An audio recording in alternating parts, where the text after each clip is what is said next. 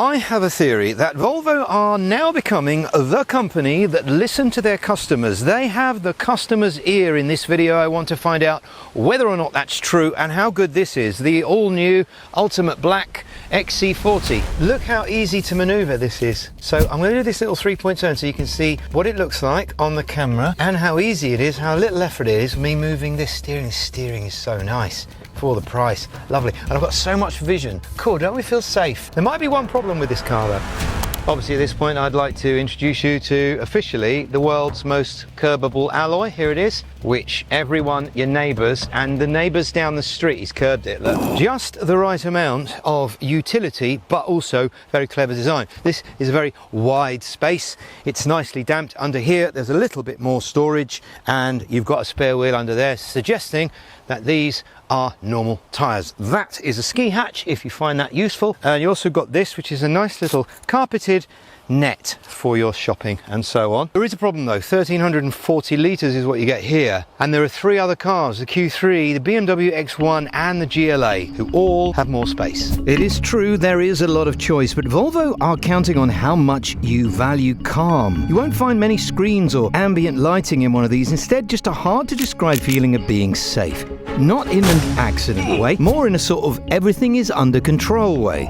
Volvo, worry less. Just made that up. It's also impossible to speed in a Volvo because of the new intelligent speed limit assist, which you can switch on or off from here and or by pressing the pedal. And the way this works is that it stops the car from going faster than the speed limit that it recognises. Now, originally people thought that was going to be really restrictive and limiting. I'll tell you what is limiting: losing your driving licence. That's limiting. What I love about this system is that I can now cruise along a road like the M3, which is notorious for catching people, and not worry. Another thing about speed is that Volvo now restrict all their cars to 112 miles an hour. Why is that? Well, because that is the speed at which all of your safety features, airbags and everything else, is useful. Anything above that is potentially fatal. Now, they do this by using this equation. And what this equation basically says is this: kinetic energy increases with the square of your speed. So essentially, if you double your speed, you're not doubling the kinetic energy in an accident, you're squaring it. And this is what we call usefully slow. It's a new phrase, protects your loved ones, but it can also pull something. Yes, you can tow with this. Not only that, but in 2022, this car won the Best Towing SUV of the Year award. And, get this, 4 years running, Family SUV of the Year award. Bit of a show off really, isn't it? Be on LinkedIn next, wouldn't it? Two choices of engine. Well, actually there's one choice of engine. There's an electric, and this, the 2-litre 4-cylinder. You have 161 horsepower or the 194. A very nice little engine. And the MPG is interesting because it's different to other cars. So for example, now I am seeing 36.5 around town. You can see 50 on one day and down to say 26 on another. So it's worth noting that the spread works very differently in a Volvo than to other cars, and that might be because it is just a 2-litre engine, whereas with a Peugeot or a BMW or something else, you might get a 1.2 engine, you might even get a 3-cylinder 1-litre unit, but it's interesting. And as for the 2-litre engine itself, it is actually remarkably quiet. It is like a little mini engine. At Volvo's Swedish headquarters, staff get something in their wages, an allowance called friskvard. Friskvard. Correct. It's a wellness allowance to spend on yoga, well-being and stuff. And 79% of people in Sweden say they feel safe walking the streets at night.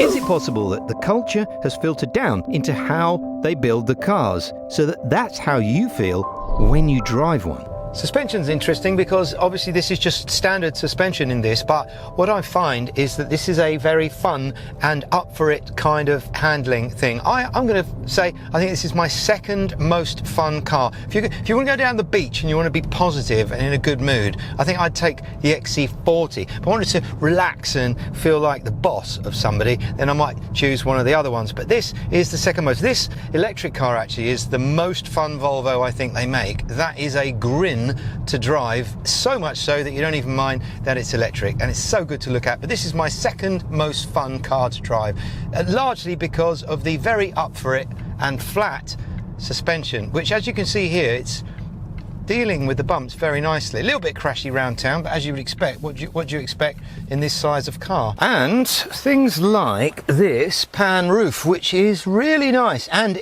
I love the fact that you can just swipe to open it. That beeping is telling me the doors are open.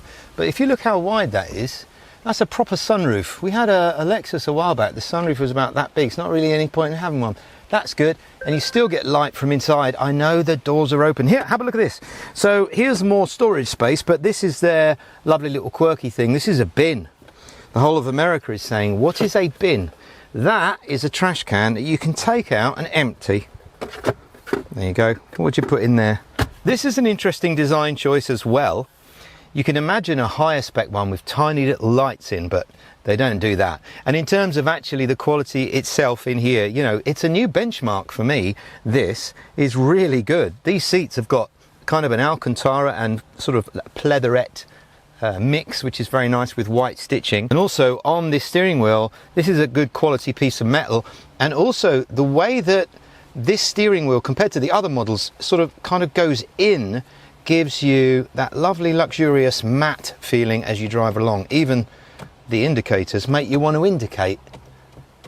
It's weird, isn't it? I didn't get that. Yeah, so it makes you want to indicate, mate. There's actually more room in here than I thought. The last time I had one of these, it was really cramped in the back. It isn't. I'm 6'1". Look at this. There's loads of room for my knees and so on. I could go for half an hour or something like this. Next is the running costs. Now, of course, because this is a premium product, you are going to pay, if you go with pay-as-you-go for servicing, it's going to be a lot. So if you get an option to get maybe 2 services 500, 3 services 700, that's going to be good. The servicing does come around a little bit more often than some cars as well, which is very interesting. The same would apply for the warranty. Now, that's not going to be a concern if you're going to be getting a new one, taking on a deal, getting a PCP, but it's just worth noting that the warranty is only 3 years or up to 60,000 miles. For me, I'd like that to be a bit longer. It's the same with, I don't know why, because no one does that mileage, but it's just something in my head. Audi are the same. They only do 3 years or 80,000. Of course, in both cases, you can extend it. Good news is, though, insurance. How much do you reckon it is to insure one of these? Very cheap. Not a pound, no. £231 was the quote I got. But here's the thing, because Volvos are expensive, and in order to get things like their very relaxing pilot assist, a decent audio system, sunroof, clever adaptive headlights, you'll need to get what they call the Ultra spec, which it means expensive, and enough to make you think, hang on a minute, what else could I get for that money? There is good news, however, because Volvo are offering £3,000 off one of these and a very nice APR on a PCP of 5.9%. That brings your monthly payment to around £328 a month starting. And because it isn't £45,000 or £40,000, you don't pay the £650 a year VED road tax thing. And actually, I think there's going to be good news on that soon, because the government say they're going to raise that from 40,000 to something else. Yeah, they're learning about inflation and everything now. Famous seat comfort, of course, is worth a mention. This seat is more comfortable than the XC40 I had before. Now, this could be because this is an Ultra version, which is more expensive, or it just could be psychological, but I was expecting the seat to be a little bit hard. Now, to bring it up in line with something like the XC60 or the XC90, they could do like a comfort seat option. I'm not entirely sure it's worth it. Either the leather or the cloth. I actually really like the cloth. And that's because you've got this massive area here to be able to pull forward. What the seat doesn't do is tip this way so that you bring your knees up, whereas in the other cars it does. However, there is plenty of movement, but I would have a good long sit in one. After 7 long and successful years, Volvo is still integrated with Google, which I regard as being the best voice assistant in the world. Anna will now demonstrate. Hey Google, navigate home. Okay, home, here we go. Not forgetting, of course, many other things and apps in their native system, like Spotify, so you don't even need to connect your phone. It's a very clever system which is packed with useful functions. Thank you. Please let John know I'll be home soon. And just like that, even John's in the loop. Can you hear this? Listen very carefully. If you're wearing headphones, you can hear this. There's something under this seat rattling, and what it is the plastic fan thing. What do you call it? The duct. The duct. where the air comes through into the back. It's not loose, it's just sort of resting on the carpet. But I have a feeling after several thousand miles that's going to rattle. I'd blue tack that. I was looking for I wouldn't do this with all other cars because they're not always well put together as a Volvo, but that's interesting. I'd ask them in the dealer, can you stop that from rattling? There's also the very nice amp under the front seat, which just makes you feel, oh, I've got a big amp. That makes you feel better about the sound. I couldn't find the sub, so that's okay. And I did find in the back, when you start pulling the panels off, there's lots of thick, what they call dynamat or soundproofing everywhere in the car, so it does help. Jumping on to an honesty bit here for number 10, and that is the future values. So good news and bad news. Good news is, if you think about getting a used one of these, say 2022, you might be looking at 28 grand up to 35. This one obviously is a posh one, so it'll be a bit more, but if you're going to get a PCP, you're going to lose 54% of the value in the first 3 or 4 years, so that does sound like quite a lot. Mitigating that maybe is the deal, 5.9%, and sometimes even lower than that, depends on what Volvo want to do at the time and the way things are. But it's worth noting, again, it's a premium thing, isn't it?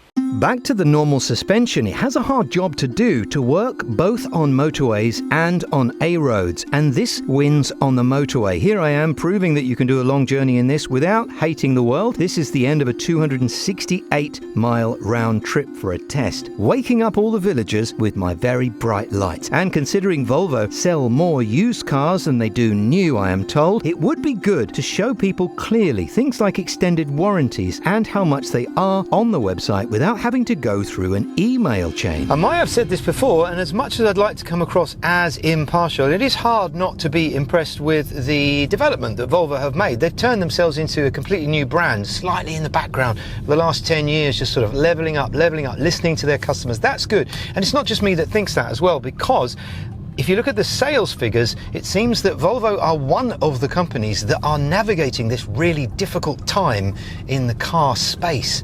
And that is really interesting. Here's what you should watch next. If you're in a dreamy mood and you think that one day you might get one of these, this is what happens when Volvo decide to make a flagship